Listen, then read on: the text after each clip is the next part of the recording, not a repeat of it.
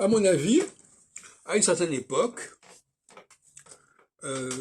l'emploi de la langue était régi par des règles très précises qui faisaient qu'une femme ne pouvait pas parler de la même manière qu'un homme.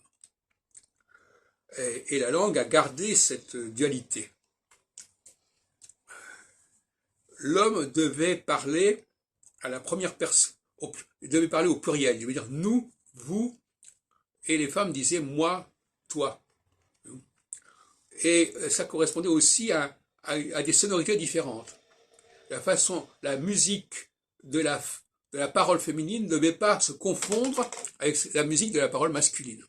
J'en ai parlé longuement, mais pas sous cette longue exactement.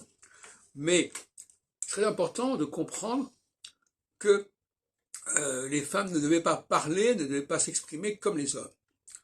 De même que, par exemple, au Brésil, lorsque j'étais au Brésil il y a quelques décennies, j'avais appris que les femmes ne mangeaient pas la même chose que les hommes, par exemple. Il y avait des plats, des produits qui étaient réservés aux hommes ou qui étaient interdits aux femmes, etc. Ce qui est plus intéressant peut-être que la question de la cache-route, en raison de problème, ou du halal. Il faut qu'il y ait des façons de parler réservées aux hommes et d'autres façons réservées aux femmes, une musique différente. Par exemple, si on entend tout le temps le wa, wa, wa, wa, wa, on sait que c'est des femmes qui parlent.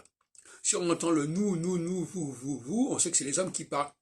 Voilà. Et d'ailleurs, j'en ai déjà parlé aussi, mais ces sonorités, ce sont des marqueurs fondamentaux, qui sont extrêmement simples finalement, hein, et qui sont extrêmement utiles d'une certaine manière.